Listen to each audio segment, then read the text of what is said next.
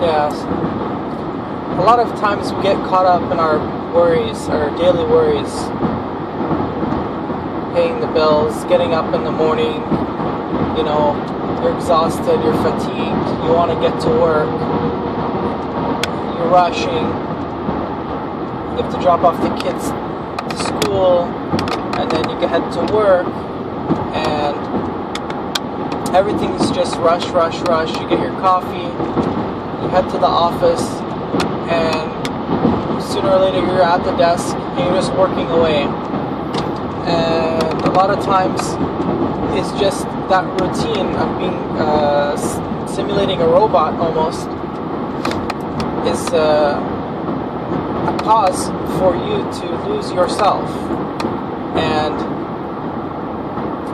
I find that a lot of people, with knowledge and without knowledge, they become grumpy.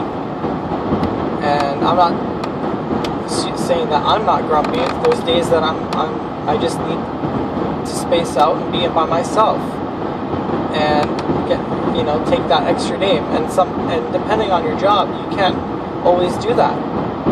Some jobs, when I used to work for the region of Peel, they were okay with having a couple, you'd have a certain number of sick days. And, if you're not feeling good, if psychologically you're not feeling intact to go to work, those days are good to use to take your time, take your space at home, and just be by yourself. A lot of people are like that, and I'm that type of person. Now, the situations change. If you're in a job, you're in a position like retail, well, where the job or the store or the business you're working at can't afford you leaving that whole day.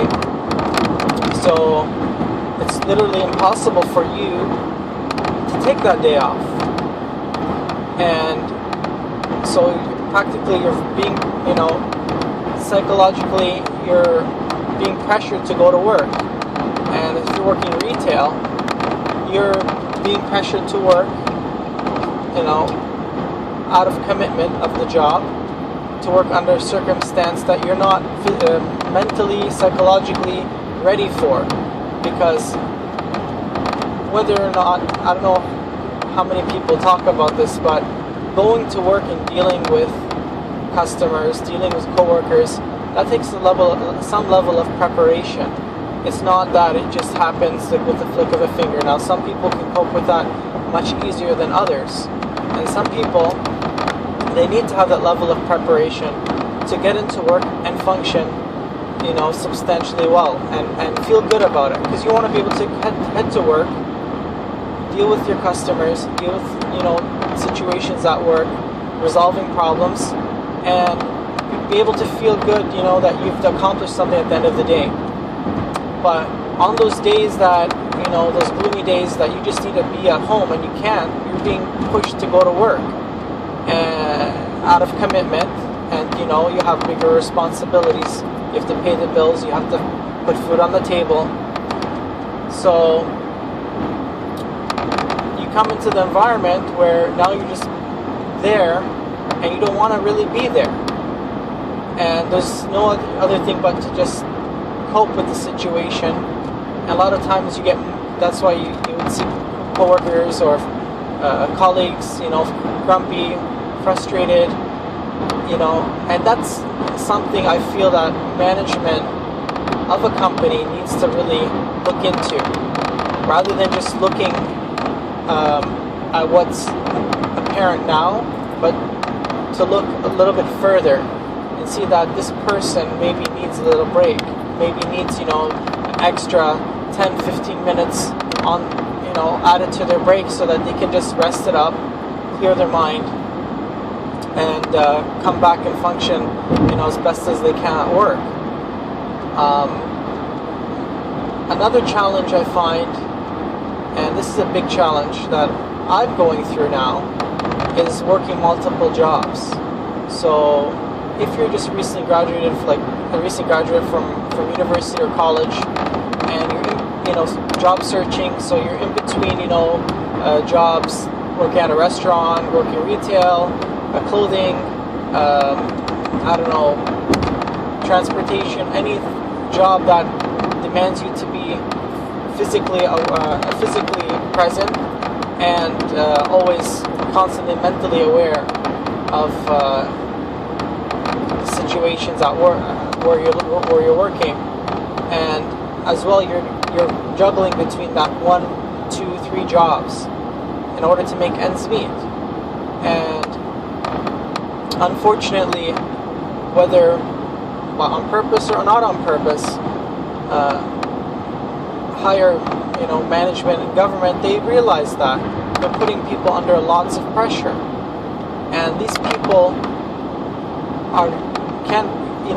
when you're overworking your body and your mind and your soul, you can't function properly. You become moody out of your own will. And I've been through that in the last 3 months. I'm technically, in general, I'm a calm guy. I'm very calm, I'm very patient, and I've seen myself become moody because lack of sleep, because of stress, trying to make the next job on time, in the traffic. So this is a big problem, and if I'm just one person out of millions doing this, what's the end result? It's disease, it's sickness, it's mental health problems, the lack of awareness or ignorance, or just pretending that situation is not important enough,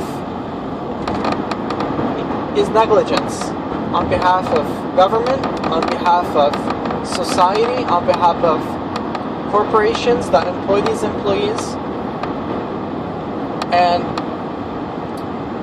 the idea that if you can't handle it, you can always leave. But it's not about handling anymore, it's about surviving. It's about being able, having the ability to work, to make a decent income, to put food on your table, and to put savings in your account for your retirement. If the average Canadian or the average North American cannot put away, I don't know, 10% or 15% of their income at the end of the month for retirement, then I don't know what's going to happen 20, 30, 40 years from now with a lot of these people that are working these crazy jobs. This situation, it's going to come to a peak at some point, and it has to be addressed seriously. It's not a joke anymore that you go to retail and you talk to someone that has 2 undergraduate degrees, 2 postgraduate degrees, and can't find a job in their field, or has a PhD and is working at a coffee shop. I know that opportunities take time for you to achieve, but when you're working in that situation for years, 2, 3 years, 4 years, and you still haven't found a job, then there's something really wrong. That's one thing I just wanted to express to you guys, that